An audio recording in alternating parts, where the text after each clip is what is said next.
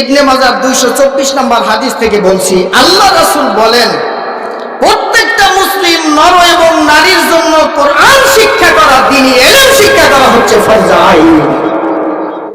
দেখুন তো ভাই, কোরআন যারাই ধরেছে, জীবন গড়েছে এবং মরেছে, তারাই জান্নাতের মেহমান হয়েছে, আলহামদুলিল্লাহ।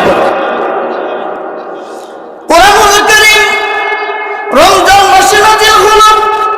আল্লাহর কাছে সবচেয়ে সম্মানিত মাস হলো রমজান মাস, সুবহানাল্লাহ। কারণ এই মাসে যদি কেউ একটা নফল ইবাদত করে, ফরজের সওয়াব পাওয়া যায়, ঠিক কি না?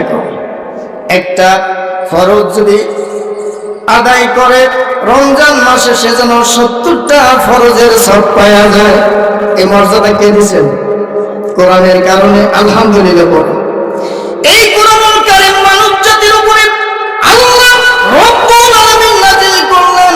এই জন্য এই মানব জাতিকে আল্লাহ পাক আশরাফুল মাখলুকাত, পৃথিবীর শ্রেষ্ঠ মানব জাতিকে মর্যাদা দিলেন। আর আল্লাহ রাসূলের উপরে এই কোরআন নাযিল হওয়ার সঙ্গে সঙ্গে আল্লাহর রাসূল সমগ্র বিশ্বের যত পয়গম্বর এসেছিলেন, সকল পয়গম্বরদের উপরে আল্লাহর রাসূলের মর্যাদা আল্লাহ বাড়িয়ে দিয়েছেন।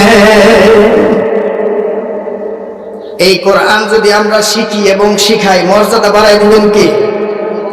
এই জন্য আল্লাহ রাসূল বলেন, খায়রুকুম মান তাআল্লামাল কুরআন ওয়া আল্লামা। পৃথিবীর মধ্যে শ্রেষ্ঠ মানুষ হলো দুই শ্রেণীর মানুষ। এক হলো যারা কোরআন শেখে এবং আরেকজনকে শিক্ষা দেয়।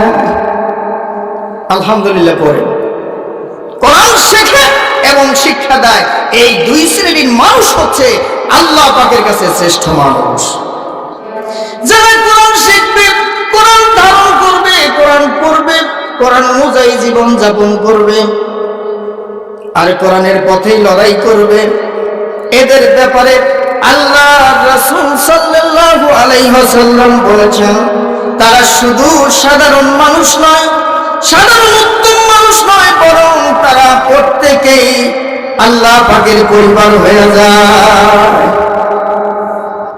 সাহাবায়ে কিরাম জিজ্ঞেস করলেন, ইয়া রাসূলুল্লাহ, মানহুম, তারা কারা? তাদের পরিচয় কি? আল্লাহ রাসূল বললেন, হুম আহলুল কোরআন আহলুল্লাহি ওয়া খাসাতুহু। তারা হলো আহলুল কোরআন, যারা কোরআন পড়ে, কোরআন পড়ায়, কোরআন বোঝে, কোরআন বোঝায় এবং কোরআনে যা আছে তাই নিয়ে জীবন যাপন করে, আমল করে, এর থেকে সরেও না।